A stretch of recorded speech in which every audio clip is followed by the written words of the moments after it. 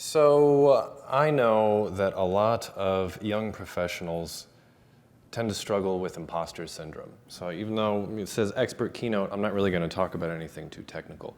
I want to share the broad outlines of my own personal story in the hope that maybe it resonates with some of you and you'll know that you belong here. Someone's not about to find out that you don't belong, right?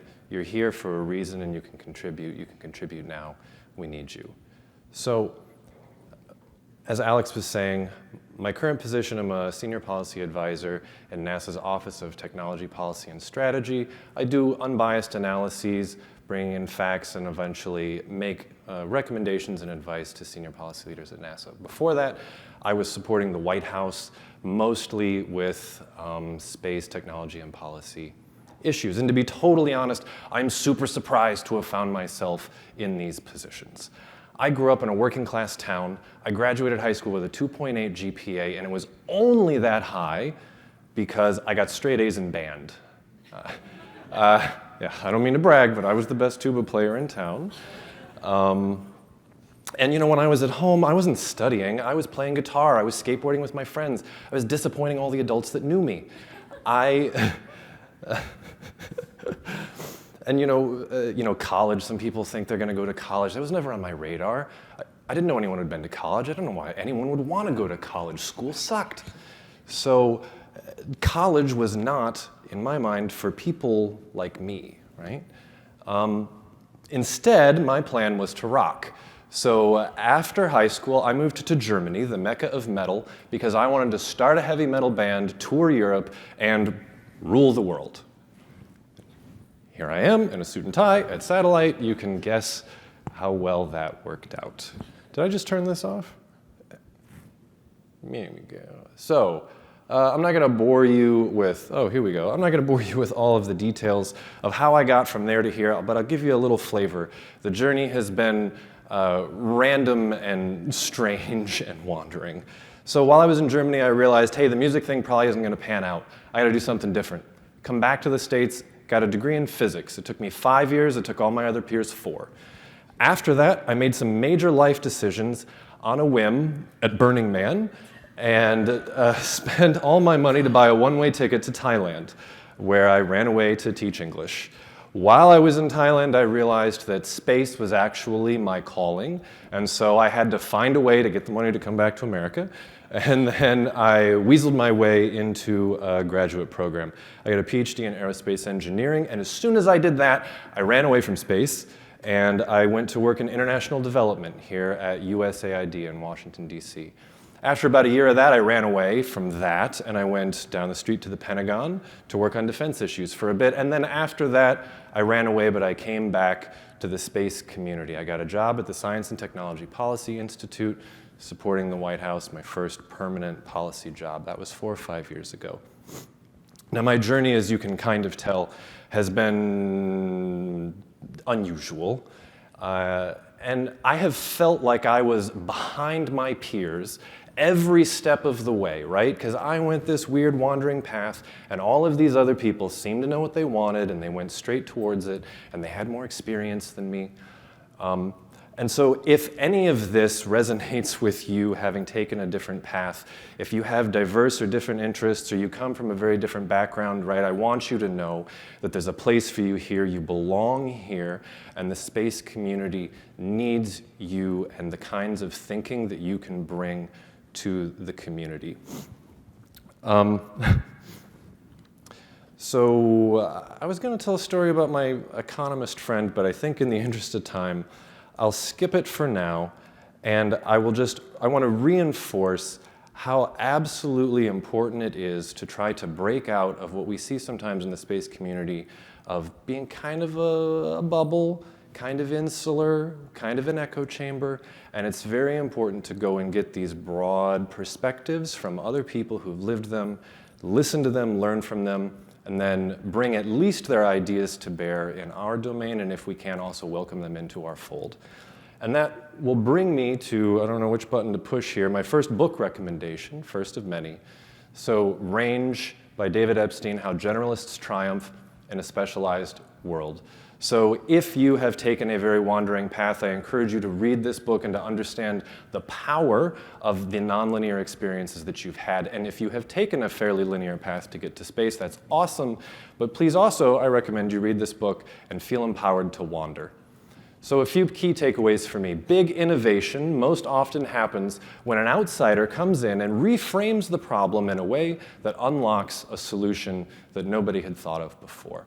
This is how I believe I deliver a lot of my value, and I'll talk a bit more about that in a minute.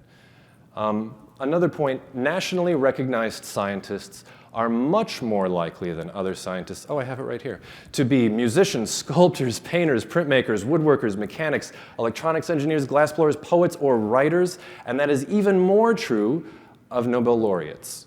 The point is that those who make the biggest impacts in their field are ones who have a diverse set of experiences and interests that they can integrate and bring in. And then finally, mental meandering and personal experimentation are sources of power, and head starts are overrated. So I think everything I was just saying is pretty generally applicable, but I do space, technology, policy, analysis, and advising. And so in the event that any of you are interested in pursuing a career like this, I'll just give you some super high-level tips on how I think you can be valuable. So I'm going to assume that you already have someone with a problem and they're asking for your help. Maybe this is you have a full-time job and someone's asking you a policy problem. Maybe it's a summer internship. Maybe you're volunteering at a student group, right?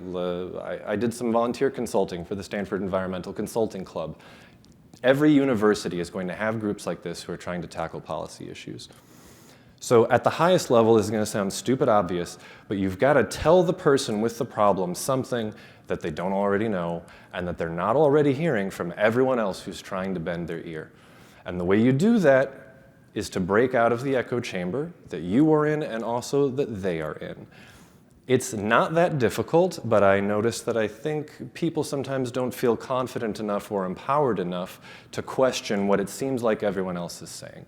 And so I'll just say, if you ever find yourself in the position where you are mostly just repeating things you've heard other people say, mostly just agreeing with things you've heard other people say, you're not adding as much value as you could. So I'm going to give you just a couple examples of how easy it is to hear something and then push people to think a little bit differently. So one example, a lot of times I hear that the falling cost of launch from Earth to the moon is going to make lunar mining more economically valuable, more economically feasible. Maybe. The reasoning goes that as the cost to send the mining gear to the moon falls, so too then does the cost of the water and the propellant that comes out of that mining rig. Now, of course, launch costs will never go to zero.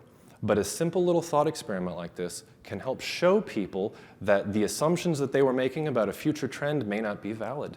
It may be the case that as launch prices fall, the incentives, the underlying incentives for pursuing lunar mining also fall as well. Another example, very close to an analysis that I just published on Friday, is related to orbital debris. A lot of folks in the community, when we think about orbital debris, we're counting numbers of pieces or masses of debris in space. And when you frame the problem that way, it leads you to solutions that what? Try to reduce the number or the mass of debris in space. But let's take a step back. Why do we actually care about space debris? It's not because there's X number of it. It's not because there's Y kilograms of it. It's because it might hit stuff.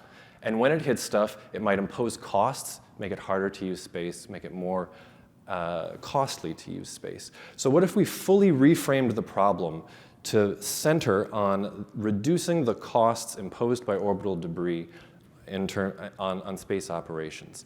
And if you internalize that framework, that opens up a whole new vista of potential solutions. So for example, instead of grabbing a piece of debris and removing it, what if you could just leave it in space and then use something like a laser or a sounding rocket to rendezvous with that debris or somehow otherwise nudge that piece of debris to avoid having a collision with another piece of debris or another active satellite? In this way, you're not reducing the number of pieces of debris in space, you're not reducing the mass of debris in space, That debris will be up there for a long time, naturally decaying, but the whole way down, it won't hit anything. You may have found a new solution with potentially greater benefits and lower costs by reframing the problem to look at what satellite operators really care about. So these are just two examples that show how, in a sense, easy it is to push back and to explore ideas when you hear them. All I did is say, oh, we're talking about a trend. Let's just see how far that goes. You think that we should measure the problem of orbital debris by this number? Let's take a step back. Is that the right number to try to be minimizing? Maybe not. It's not hard to explore these ideas. You just have to try. So then when it comes to actually implementing your value, if you will, you can't just say, oh, what about this, what about that, what if you reframe the problem this way? That's called like being an idea fairy, and it doesn't help as much as showing someone the consequences of thinking differently about their problem.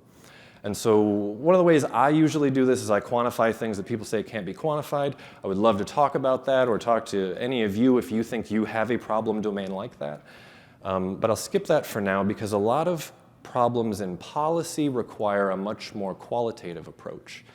And so we can build our qualitative chops, especially if you come from an engineering or a science background like me, by reading broadly and finding really great qualitative analyses to try to, in a sense, imitate. So with that, we'll go into my final set of book recommendations here real quick. The Craft of Research. So this is a book, it is targeted at like seniors in high school and freshmen in college about how to just write a research paper. And as any of you read it, I am positive that you will say, duh, this stuff is so obvious. But then, look at some of your previous work. Look at the thing you're working on right now. Look at the works of the people around you whom you respect, rightfully so, and how often do they follow some of the very simple, logical guidelines from this book? My guess is not as often as you would think, because we get so wrapped up in the complexities of our problem that we don't attend sufficiently to some of the logical basics. So I recommend that everyone read section 3 of this, at least making a claim and supporting it. I read it every year. The next book is Essence of Decision. In the Pentagon, this is like on everyone's bookshelf, and I think I was the only one who had actually read it. But this book changed the way I felt about qualitative research. I went from thinking that it was squishy and of marginal value to, holy cow, this is mind-blowing and absolutely essential. In the book, they posit 3 different models for how large organizations make decisions, and then they apply all 3 of those models to a single historical event, the US government's response to the Cuban Missile Crisis. In doing this, they showed that these very different models all give deep insight and explanatory power into the same historical event. Even though these models seem like they are completely incompatible with each other, when you read the book, you realize that these disjoint ideas and perspectives all have to be considered at once. They are all true, and you need all of them in order to actually understand the problem. So I highly recommend this book. It has changed the way that I do analyses. And then finally, The Heavens and the Earth. For anyone who's interested in space policy or international relations more broadly, this is a fantastic book. It's a political history of the space age and the space race and the Cold War, going all the way back to the seeds of the Bolshevik Revolution. And when you read this, I think you may find that a lot of your peers and maybe even many of your elders have a very narrow and perhaps incorrect view of the space race, the Apollo program, and the Cold War. Reading this fantastic piece of qualitative analysis will show you also the power of history. It is so important that young folks like us read history. Many of the older generation got to live parts of this. We did not. We must read about it. Many people, though, however, will not deeply immerse themselves in the history of their domain, and it lends great power and insight to those of you who are willing to spend the time. So that's basically the end. As you can see, hopefully, it's not hard to read books. It's not hard to ask interesting questions and then explore them with people about their problems. These are things that you're probably already doing, in your personal life, and it's the kind of thing that if you're interested in bringing that into the policy realm, you're ready to do it now. You don't need to go train more or anything. You can do it now, right? Just get started now. No matter what path you have taken to get here, whether it's policy or the broader space community, you belong here and we need you. You're not behind, you're bringing something different. And if you are different, then be different because the space community needs that. We need you, so let's get to work. Thanks.